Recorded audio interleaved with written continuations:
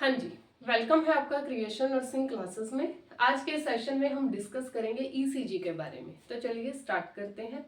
ECG यानी कि electrocardiogram, heart की जो एक्टिविटी है या उसके अंदर जो इम्पल्सेस का ट्रांसफर होता है, उस एक्टिविटी को नोट करना क्या कहलाता है? इलेक्ट्रोकार्डियोग्राफी कहलाती है। तो इसमें क्या करते हैं अपने, जैसे कि आप जानते हैं कि हमारा जो हार्ट है उसमें कंडक्शन सिस्टम चलता है। कंडक्शन सिस्टम चलता है तो एट्रियम और वेंट्रिकल के अंदर क्या होता है? कॉन्ट्रैक्शन एंड रिलैक्सेशन होता है। इसी कंडक्शन सिस्टम की हेल्प से हमारा जो हार्ट है वो ब्लड की सप्लाई करता है पूरी बॉडी के अंदर, और वापस इम्प्योर ब्लड को हार्ट के अंदर वापस लेके आता है। तो जैसे कि अपने देखे कंडक्शन सिस्टम में क्या है, कुछ नोड्स पाए जाते हैं। जैसे कि एट्रियम के ऊपर सबसे पहले एसए नोड पाया जाता है, साइनोएट्रियल नोड। ये क्या करता है? एवी नोड तक इम्पल्सेस को भेजता है, ठीक है, एट्रियो वेंट्रिकुलर नोड तक। ये आगे क्या करता है? अपने फाइबर्स का एक पूरा बंडल बना लेता है, जिसे क्या बोलते हैं? एवी बंडल कहते हैं। ये बंडल आगे धीरे धीरे डिवाइड हो जाता है दो पोर्शन में, लेफ्ट और राइट के अंदर। और क्या करता है?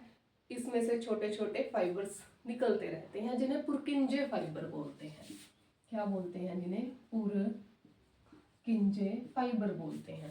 तो इस कंडक्शन सिस्टम की हेल्प से कि सबसे पहले एसए नोड ने क्या की?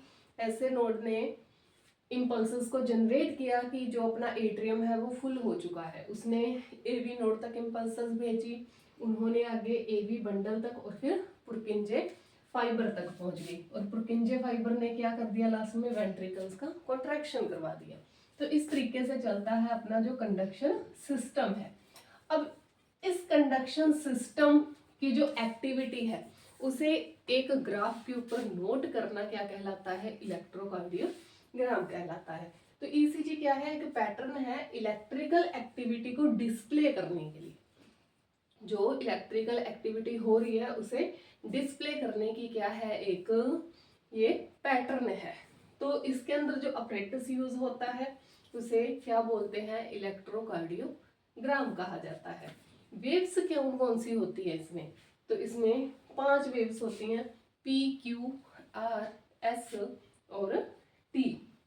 तो ये जो इलेक्ट्रोकार्डियोग्राम होता है या ग्राफ निकलता है, इसमें दो चीजें होती हैं।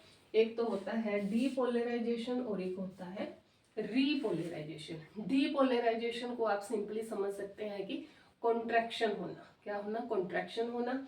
और रीपोलराइजेशन मतलब रिलैक्सेशन होना, ठीक है। तो इसमें क्या है? अगर डीपोलराइजेशन हो रहा है तो मीन्स क्या हो रहा है? कॉन्ट्रैक्शन हो रहा है। और अगर रीपोलराइजेशन हो रहा है तो उसका मतलब है रिलैक्सेशन हो रहा है। तो ये जैसे कि हमने ईसीजी बना रखी है, इसमें क्या है? सबसे पहले ये होगी एक बेस लाइन, है ना। ये क्या है? एक बेस लाइन है। तो यहाँ से क्या चली? वेव चली और क्या हो गई? थोड़ी सी ऊपर की तरफ चली गई, ठीक है। ऊपर की तरफ गई तो इसने बनाया पी, फिर नीचे आ रही है, फिर ऊपर जा रही है। तो ये जो फर्स्ट वेव है पी वेव, ये क्या शो करती है? जब एट्रियम के अंदर कॉन्ट्रैक्शन होता है उस चीज को रिप्रेजेंट करती है ये पी वेव।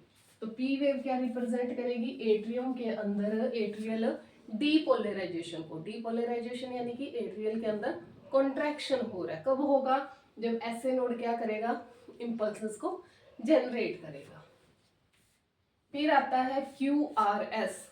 क्यू आर और एस पूरा कॉम्प्लेक्स बनता है क्यू आर एस का। ये क्या करवाता है? ये करवाता है वेंट्रिकुलर डीपोलराइजेशन। वेंट्रिकुलर का तो कॉन्ट्रैक्शन करवाता है, और जो एट्रियम है एट्रियल का क्या करवाता है? रिलैक्सेशन, या फिर आप बोल सकते हैं रीपोलराइजेशन करवाता है। तो क्यूआरएस कॉम्प्लेक्स ने क्या करवाया? वेंट्रिकल्स का डीपोलराइजेशन यानी कि वेंट्रिकल्स में कॉन्ट्रैक्शन एंड एट्रियम के अंदर जो रिलैक्सेशन हो रहा है उसे शो करता है। फिर आया अपने पास टी वेव। टी वेव ये क्या रिप्रेजेंट करेगी? वेंट्रिकुलर के अंदर रीपोलराइजेशन। तो पी वेव ने क्या किया? एट्रियम के अंदर कॉन्ट्रैक्शन, और इसने क्या किया, वेंट्रिकल के अंदर रिलैक्सेशन, क्या बचा, QRS, इसने क्या किया, जो बच गया, यानी कि एट्रियम के अंदर तो रिलैक्सेशन एंड वेंट्रिकल के अंदर कॉन्ट्रैक्शन, दोनों के दोनों कौन शो करता है, QRS कॉम्प्लेक्स करता है।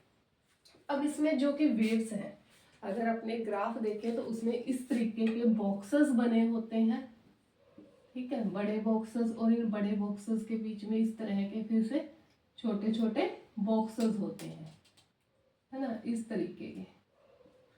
तो ये जो हमने ब्लू कलर की लाइन ली है, ये जो बड़ी लाइन है, ठीक है, मेन बेस लाइन है, ये जो बेस लाइन है बड़े बॉक्स की, इस लाइन को हमने इधर लिया। इस बेस लाइन के ऊपर जब ईसीजी बनती है, तो अगर इस बेस लाइन से ऊपर की तरफ जा रही है, जो अपनी ईसीजी की लाइन है वो ऊपर की तरफ जा रही है, तो वो कहलाता है पॉजिटिव डिफ्लेक्शन, और अगर नीचे की तरफ आ रही है बेस लाइन से, तो वो कहलाएगा नेगेटिव डिफ्लेक्शन। तो पी वेव क्या होती है, फर्स्ट वेव होती है जो कि पॉजिटिव डिफ्लेक्शन शो करती है, और जो क्यू वेव है ये फर्स्ट है जो नेगेटिव डिफ्लेक्शन को शो करती है। इसके बाद एस वेव है, ये भी पॉजिटिव डिफ्लेक्शन को शो करती है, लेकिन आफ्टर पी वेव। ऐसे ही टी वेव की जो एस वेव है वो क्या करती है, एस वेव नेगेटिव डिफ्लेक्शन को शो करती है, किसे, आर को आगे रिप्रेजेंट करते हुए। तो ये था हमारा आज का कंटेंट ईसीजी, जिसमें हमने क्या देखा कि ईसीजी किस तरह से शो होती है या इसका काम क्या है। तो मेनली ये है क्या, ये है इलेक्ट्रिकल इम्पल्सेस या इलेक्ट्रिकल एक्टिविटी, ठीक है, जो ये शो करती है कि हमारा जो हार्ट है उसके अंदर कॉन्ट्रैक्शन हो रहा है या फिर रिलैक्सेशन हो रहा है। उम्मीद है आपको हमारा आज का कंटेंट अच्छा लगा होगा। Thank you so much.